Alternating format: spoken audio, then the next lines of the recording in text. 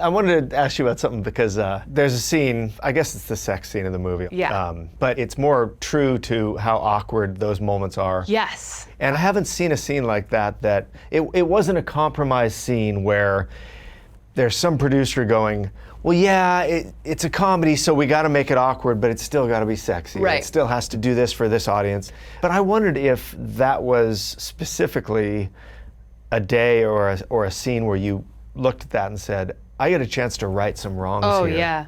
I was so excited to prove the point that things can be sexy when you don't see nudity, that suggestion is always more compelling than actually showing someone. I mean, it's Jaws. It's like, don't show me the shark. It's scarier when I don't see the shark. And I think the same goes for sex Shark? scenes. What are we talking about here? What's the euphemism? Sorry.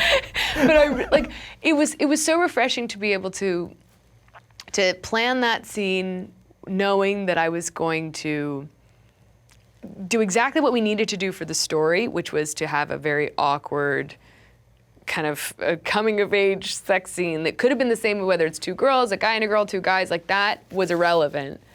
But I wanted to show the things that movies usually don't show that actually are a real part of the experience, like getting someone's shoes off. Yes. I was so excited. I was like, we are going to show how hard it is to get Converse off of someone's feet when you're trying to take their pants off. I was like, this true. is justice. We must right the wrong. I have been there. It's like, hold on a second, double knots. Oh my God, there's so many laces, and then it's still so tight. And then and high jeans. tops. It's like high tops. Sometimes you're like, nightmare. I think I would have gotten somewhere with that person if I had worn slip-ons. Converse high tops By are the time you get the chastity shoes belts. off, you're like, is this really a good Is it idea? worth it? I'm exhausted. People are like, oh, that's familiar. I've been there. That's something I'm connecting to my personal life. And people are so giddy when they watch this scene because they understand very quickly we're not trying to be salacious. We're not trying to like.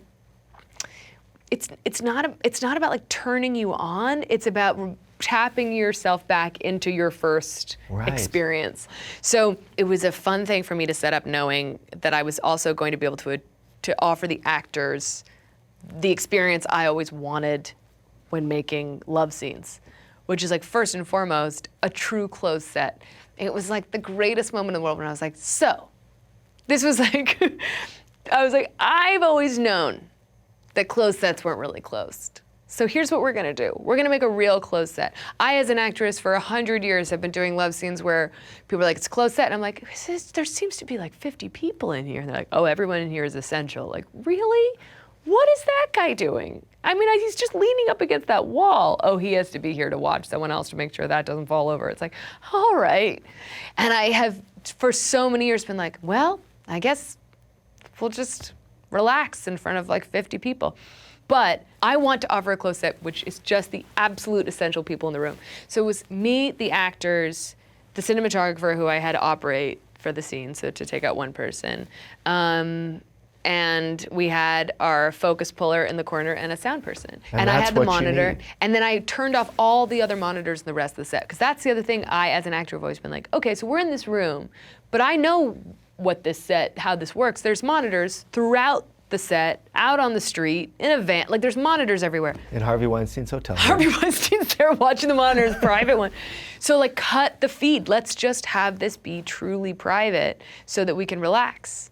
And then we can find something real. How'd that feel as a director to create the thing you always needed as an actor? It was the greatest. And it was also like so vindicating because I was like, so it's possible. So it is possible.